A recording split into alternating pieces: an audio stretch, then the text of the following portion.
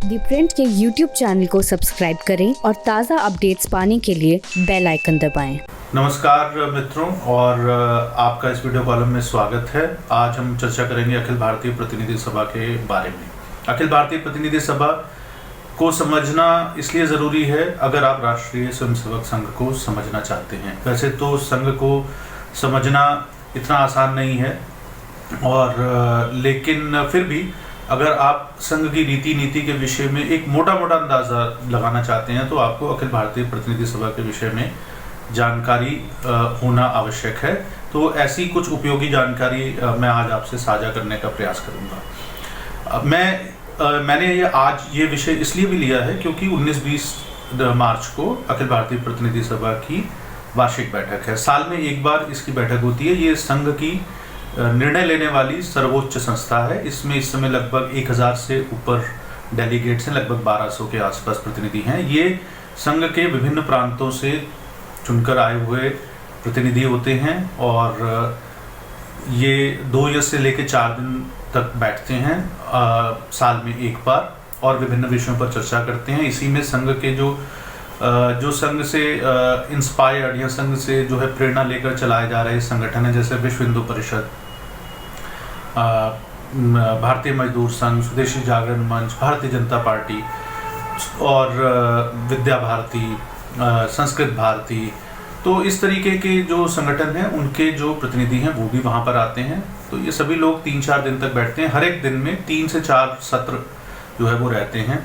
सरसंघ चालक और सरकार्यवाह, यानी जो सरसंघ चालक हैं श्री मोहन भागवत, और सरकार्यवाह मौजूदा जो हैं भैया जी जोशी। तो ऐसी सभी बैठकों में सरसंघ चालक और सरकार्यवाह उपस्थित रहते हैं, और सभी संगठन जो है वो अपने काम के विषय में जानकारी देते हैं। उन्होंने अगर कोई नए प्रयोग किए हैं तो उन प्रयोगों को साझा किया जाता है, और इसको करने का उद्देश्य ये है कि अगर जिसे आप कहते हैं गुड प्रैक्टिसेस, यानी किसी ने कोई अच्छा प्रयोग किया है सामाजिक कार्य में, तो दूसरे संगठन भी उसको उस पर अमल कर सकते हैं अगर उन्हें लगता हो कि उससे उन्हें लाभ होगा।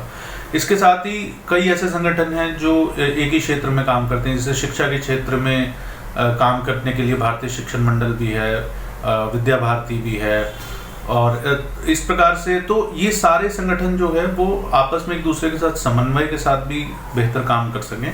ये भी एक प्रयास प्रतिनिधि सभा की बैठक का रहता है। इसके अलावा सरकार्यवाह जो हैं वो पिछले वर्ष का जो वृत्त, यानी पिछले वर्ष का जो लेखा जोखा है वो रखते हैं कि संघ की कितनी शाखाएं बढ़ी, कितने स्वयंसेवक, कितने ज़्यादा स्वयंसेवकों ने जो है संघ के जो शिविर है वो अटेंड किए। इसके अलावा संघ ने और क्या महत्वपूर्ण गतिविधियाँ अपने जिम्मे ली। इस साल जो बैठक होगी उसमें कोविड-19 के विषय में लगता है कि चर्चा विस्तार से होगी, क्योंकि संघ और जो है विशेष रूप से संघ के स्वयंसेवकों ने और सेवा भारती जैसे संगठनों ने इसमें कोविड-19 के दौरान राहत कार्य में एक बड़ी भूमिका निभाई थी। इसके अलावा अखिल भारतीय प्रतिनिधि सभा का एक और महत्वपूर्ण काम ये भी रहता है कि हर तीसरे वर्ष में सरकार्यवाह का चुनाव होता है। संघ का जो संविधान है उसके अनुसार हर 3 वर्ष का कार्यकाल सरकार्यवाह का रहता है। मौजूदा समय में सरकार्यवाह भैया जी जोशी हैं।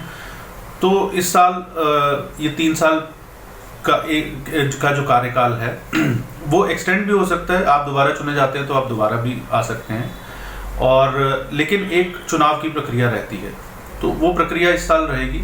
तो इसलिए कई कयास भी लगाए जाएंगे आने वाले दिनों में कि क्या जो है वो सरकार्यवाह की दायित्व में कोई परिवर्तन होने जा रहा है। लेकिन इन कयासों का मेरा मानना है कि कोई लाभ नहीं है, क्योंकि संघ में पहली बात यह है कि व्यक्ति महत्वपूर्ण नहीं है। कोई भी व्यक्ति आता है, अंततः उस दायित्व पर रहकर उसको वही काम करना होता है। उसकी कोई व्यक्तिगत मंशा या कोई व्यक्तिगत आकांक्षा इस स्तर पर नहीं होती है, ऐसा संघ में भी कहा भी जाता है और संघ में देखा भी गया है।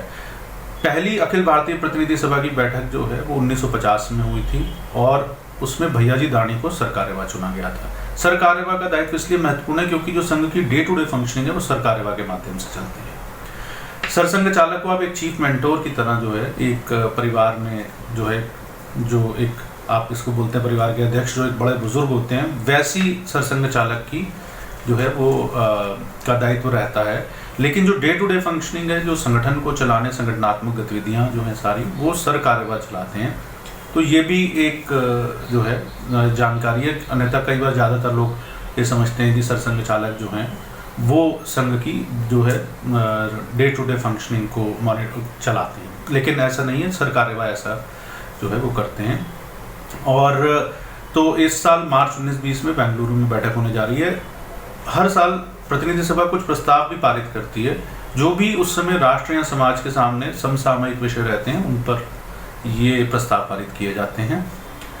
एक छोटी सी लेकिन महत्वपूर्ण जानकारी ये है कि हर तीसरे वर्ष में जो बैठक होती है अखिल भारतीय प्रतिनिधि सभा की, वो नागपुर में अमूमन होती है। लेकिन इस साल ऐसा नहीं अपवाद है, क्योंकि कोविड-19 के कारण इस साल बेंगलुरु में की जा रही है। पिछले साल बेंगलुरु में होनी थी, लेकिन एन मौके पर जो है वो कोविड-19 लॉकडाउन और जो परिस्थितियाँ बनी उसके कारण उसे पोस्टपोन कर दिया गया। इससे पहले 2019 में ग्वालियर में प्रतिनिधि सभा की बैठक हुई थी, जिसमें सबरीमाला जो टेम्पल है इशू था उसके ऊपर, और इसके अलावा जो पारिवारिक मूल्यों को लेकर दो महत्वपूर्ण प्रस्ताव भी उसमें पारित हुए थे। एक महत्वपूर्ण बात यह है कि प्रतिनिधि सभा की बैठक में जितने भी प्रस्ताव पारित होते हैं उन पर विस्तार से चर्चा होती है, और जब तक 100% कंसेंसस ना हो जाए, अगर एक भी व्यक्ति उससे असहमत होता है तब भी वह प्रस्ताव जो है वो पारित नहीं किया जाता।